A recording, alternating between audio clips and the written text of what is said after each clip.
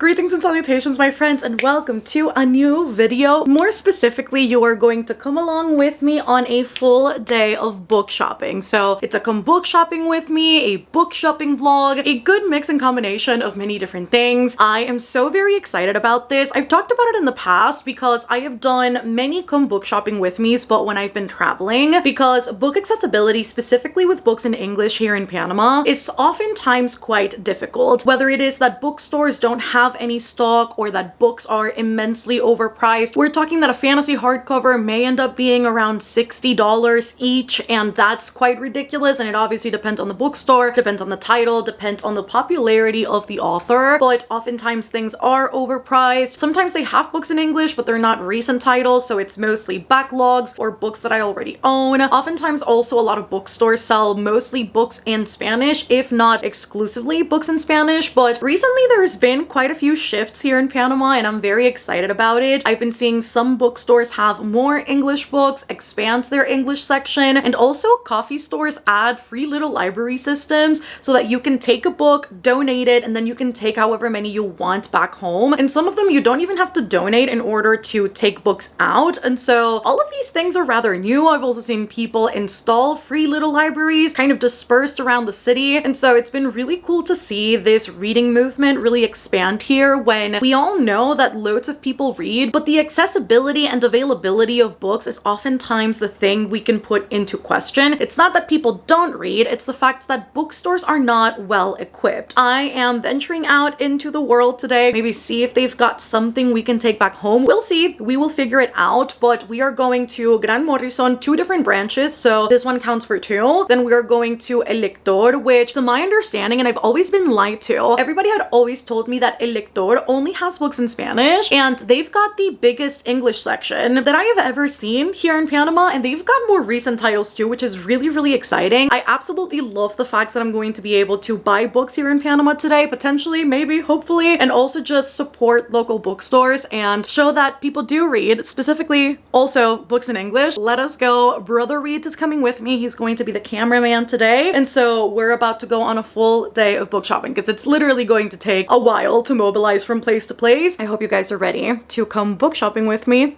all day long. I'm so excited!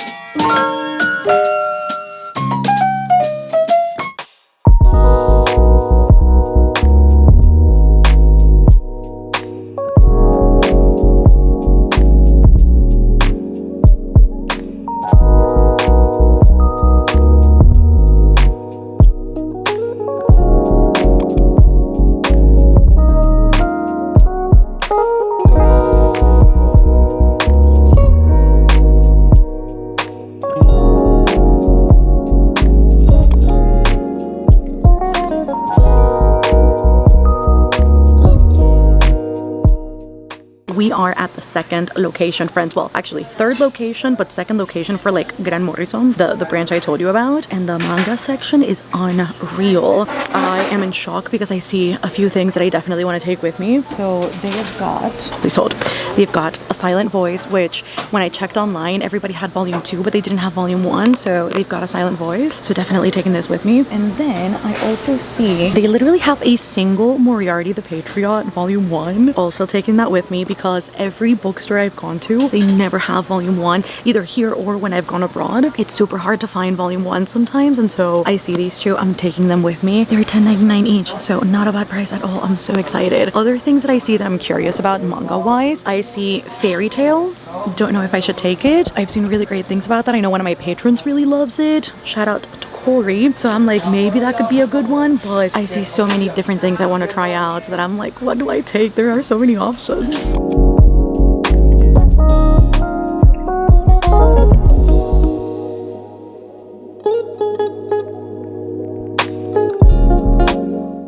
This is $5. I don't know why it's $5, but I'll get it for $5.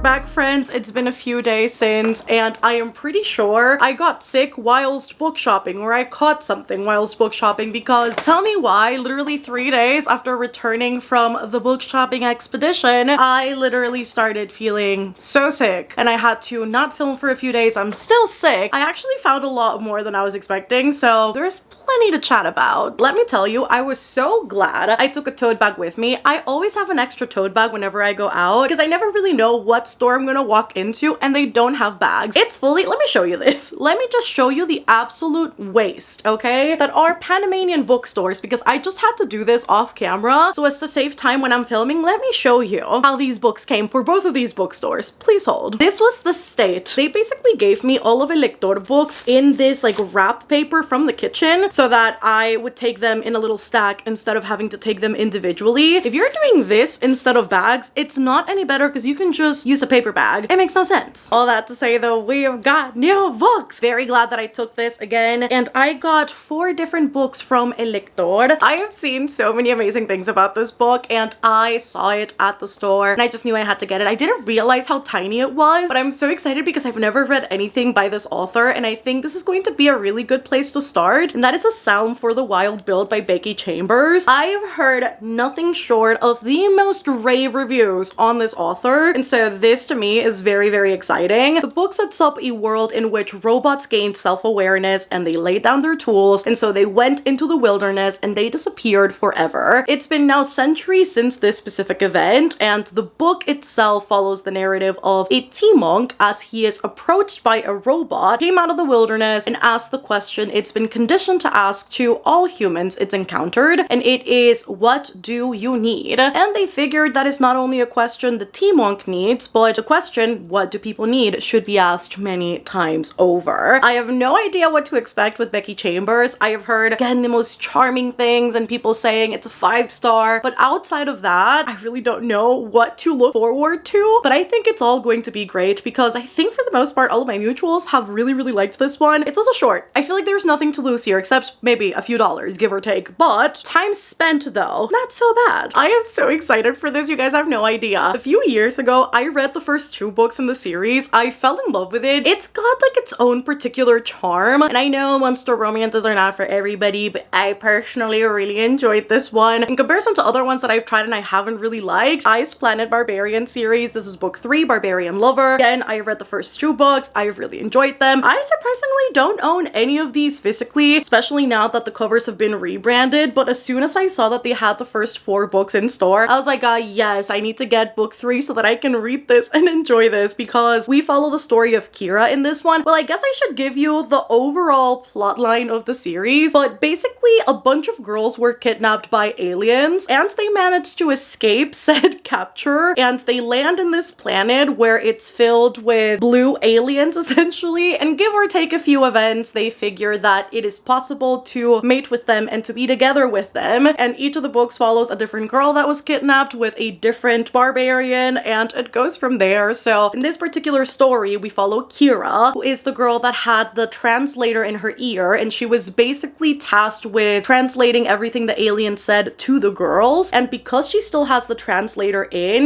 now it poses a danger, because as she's feeling it up with one of the barbarians, the aliens that kidnapped all of them are back to get them, and they can actually track her through the earpiece. And so now it's starting to pose a little bit of an issue. I've already read the first page of this. It's every bit as ridiculous as you'd expect it to be. It literally opens up with somebody banging. And you know what? It's banging! So I can't wait to read this third one, because again, just for the shits and giggles, it's a fun read. I think for a readathon specifically, this would make the most perfect book, because I've read all of them digitally and I finished them in a sitting. I didn't realize in person how short these were. I don't know why I thought this would be more so along the lengths of like a regular romance book, so about this big. I don't know, but this is gonna be a lot of fun when I do get to it. Guess what I took home with me? I have got 2 classics right here, and maybe by the length of the top one you can tell which one it is. And I have got one person to blame for this, and her name is Bella from Throne of Pages, because you know what I got? You know what I well damn got. This has been on my Amazon cart for the longest time and I haven't checked out, because I just knew the moment I did I'd have to commit to this, because this is a journey. But after hearing, because of Miss Bella, I remember watching this video when it came out, and she's not the only one that has said that, where people basically say that the Count of Monte Cristo feels like the biggest bochinche ever, like the biggest goss ever. That was not the first nor the last time I heard that, but she definitely convinced me that this needed to be in my collection, and that I do indeed needed to invest my time in a 1000-page classic, because it would be worth every single second. And in the Count of Monte Cristo, from my understanding, we basically follow the story of Edmund, who is wrongfully imprisoned for a crime he did not commit. And as he is in prison, he finds a really huge treasure, and he uses that fortune to get back at the 3 men who got him wrongfully imprisoned in the first place. And that's it. That's all I know. The words are tiny, but I think I've heard more than enough great things about this that it makes me actually really excited to read this. I think whenever I do end up putting this in a TBR of mine, I'll have to make sure it's like a 5-book TBR, because this counts for plenty of books, really. Damn you, Bella. Congrats on 100,000 subscribers, but really, my friend, damn ya. And last but not least, from El Lector, I got Emma by Jane Austen. This is the, oh my god, the Penguin Classics edition, hardbound classic. I really don't know what this collection's called, but it is so extremely gorgeous. I own other classics in this exact same line, just not in a hardback. I own them in paperback, and I've been telling myself for the longest time that I wanted to own Emma in either this or the paperback version from this collection. I had yet to get it, and then I saw it, and I figured it was the perfect time to get it, because it was too gorgeous to say no to. I was also very tempted to get more than just this one, because they had Arabian Nights in there, they had other Austen books, I think they had Frankenstein and Dracula and other classics that just looked so gorgeous. But alas, I couldn't justify more, because I knew that I was gonna get other books probably, and also the possibility of getting other books at that other bookstore, plus also the fact that some of the books that had caught my eye I already own in somewhat special edition. So I figured, let's just get Emma, because I do own a paperback of it, but come on, this is just too pretty. This is perfection in a book form. I don't make the rules. I have not yet read Emma. I have read Pride and Prejudice by Austen and also Northanger Abbey, but I have not read anything else by her. I do own Sense and Sensibility, I do own Persuasion, and of course I own Emma, and so I cannot wait to get into this one. I've been told that out of all the Austens, like I really loved Pride and Prejudice. It was obviously a 5-star for me. I didn't love Northanger Abbey. I think that was a given, but I've been told that I stand to love this the most out of all of them, and that makes me really excited in turn. And I know we follow the life of Emma, who is a social socialite. She's kind of like a social butterfly. She is very vain and she's kind of bratty and she is very, very privileged. And we follow her in her different endeavors in playing matchmaker and talking to the different people in town and just overall living in her bubble. And that's kind of all I know of this. I don't know anything else. Don't know what to expect aside from potentially some really good writing if Austen is anything to go by. And we'll see when we get there. But this edition was just so stunning. Like, literally look at it. This is, again, perfection in a book form. The very, very bound up of this is just absolutely stunning. So had to get it because it was here and I needed it biblically. I didn't, but I did. And then we've got Gran Morrison, which surprisingly I thought I would find more at the Dorado location because that store is bigger. The manga section is also technically bigger, or at least that's what I was told and what I've observed in the past too. However,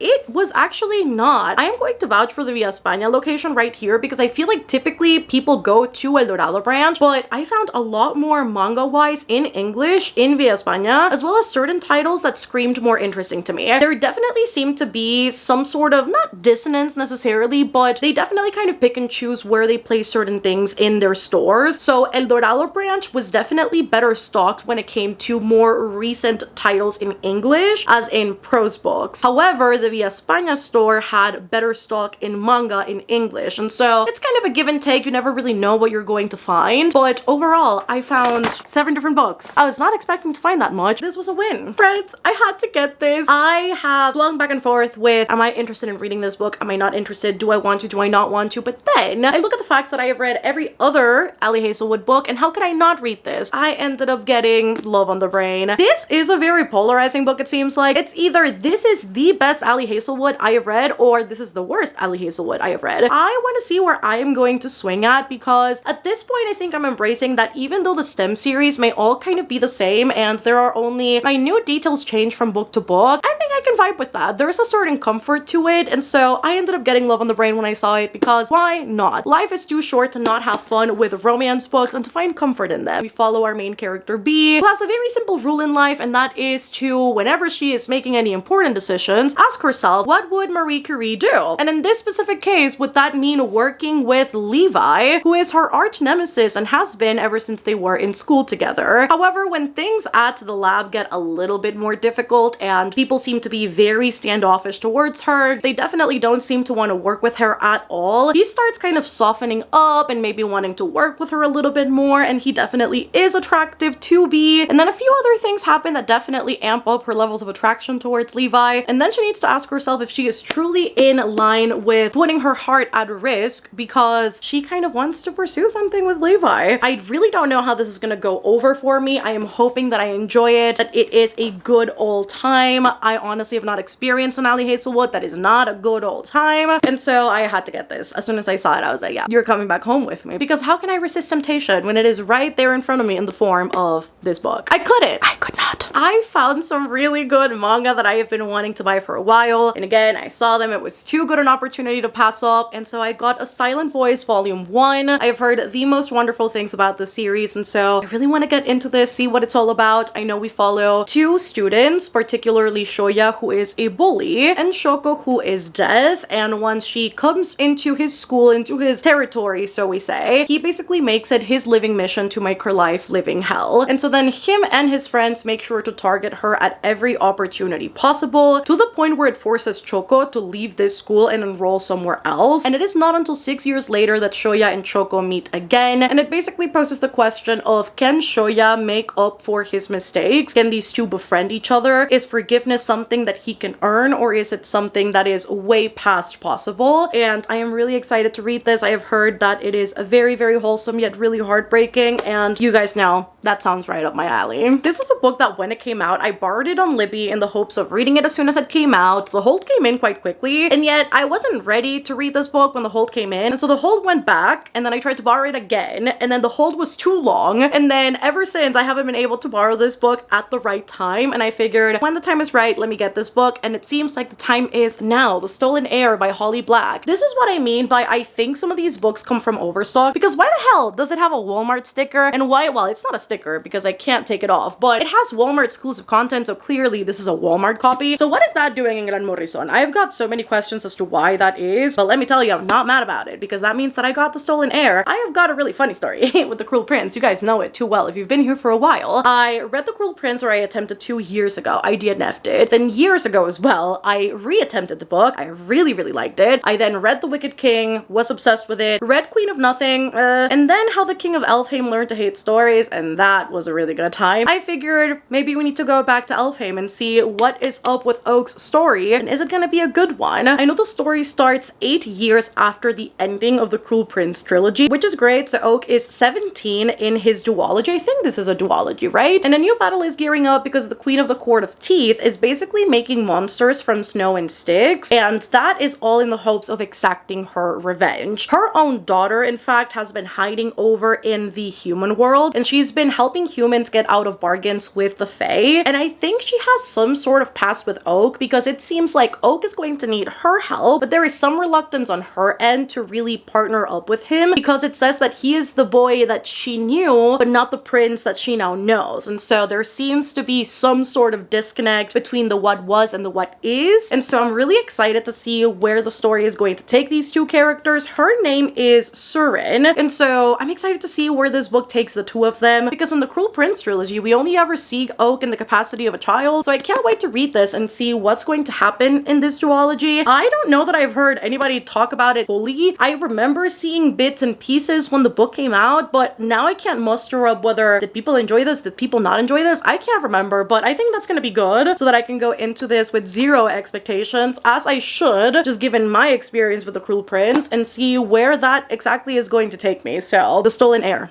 was gotten. Let's hope it steals my heart. Maybe more of a random purchase, but I saw this was a signed edition. I had to get it. And that is Angie Thomas's Nick Blake and the Remarkables. I don't think I was aware that Angie Thomas had a middle grade out, but this sounds super wholesome and super good. This particular one, we follow Nick Blake, who really wants to learn to be a manifester just like her dad. However, her dad has always refused to teach her because he is very afraid that she'll use that ability to then exact revenge on the people that wrong her in any capacity or to do anything crazy, because she is a child. Things really change up once her father is incriminated for a crime she believes he did not commit. And so as all good middle grades go, she will set out on a journey to figure out exactly what has happened and to find a magical artifact that is the only thing essentially that can really release her father from this particular situation, and things go from there. Again, it sounds super charming. I don't know why this is a signed edition or what it's doing in Gran Morrison either, but I had to get it because it was too good an opportunity not to. So, Nick Blake, welcome to my collection. Guilt was a book that as soon as I saw for $5, I was like, it's $5 though. Why wouldn't I get the book for $5? And I then was questioning why this book was $5 to begin with. And then I realized as I took the plastic wrap off it, it is not in the best conditions. Like, it's definitely bent. I don't know that you can see, but it's got a bunch of little creases going around the cover. It's also got a bunch of creases kind of here at the top. It also has a lot of creases in the actual like pages as well. I don't know if maybe you'll be able to see that. There you go. It's got creases there, creases all the way from the back, and you can see that it's got indentations everywhere and kind of scratches and stuff. But listen, for $5,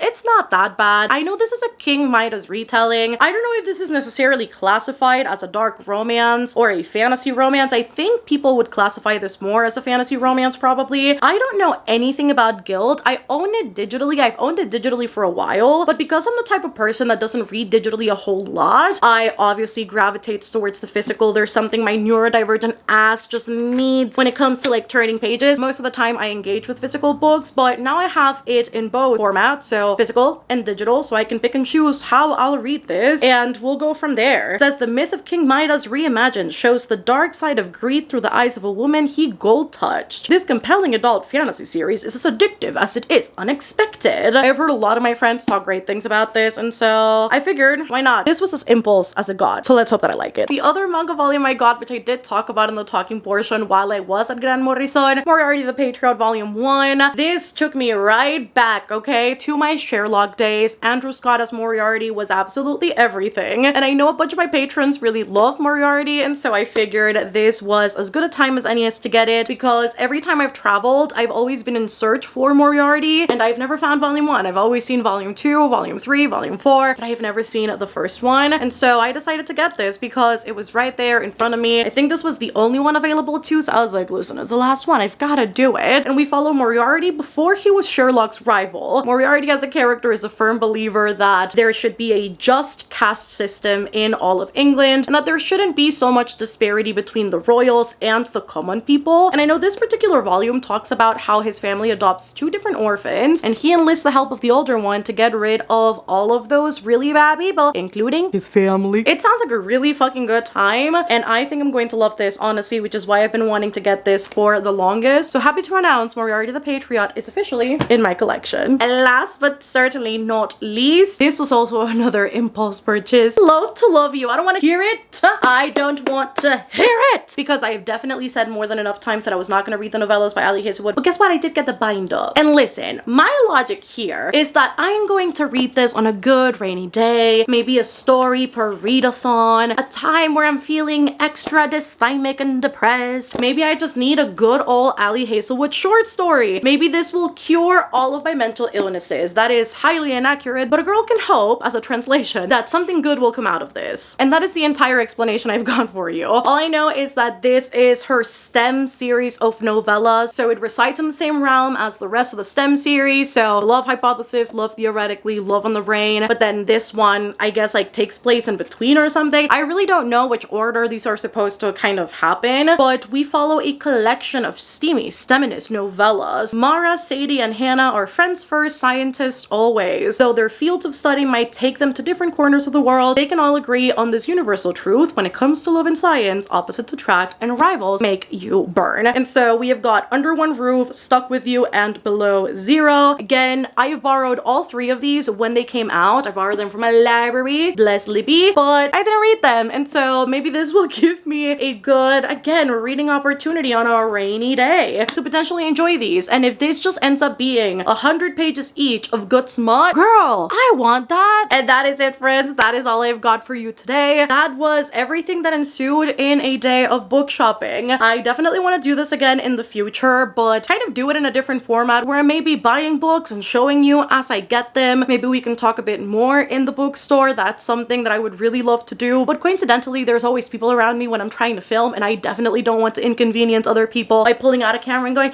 oh my god guys, look at this book. And so I definitely don't want to do that too much, but if there were ever the opportunity to, I would love to do that next time. So I hope that you guys enjoyed this video. Don't forget to give it a massive thumbs up down below if you did. Let a girl know in the comments if you've acquired any books recently. Have you gone book shopping? Have you read any of the books that I've acquired recently? If you want to make any cases for these books as to why I should read them with the quickness, let me know in the comment section. And if you reach the end of the video, let us do a chair emoji for Emma. It is the most random thing ever, but it fits with the book and it's an emoji, so let's leave some chair emojis if you reach the very end. Don't forget to subscribe if you haven't done so already for more content like this. And if you want to support the channel further, as always, Patreon is linked down below. It is the best way to help support the channel to keep it running sustainably. And if you want more content and extras and live shows and all of the good stuff, that is always linked down below alongside the rest of my socials. I love you guys so much, and I will see you on the next one. Goodbye!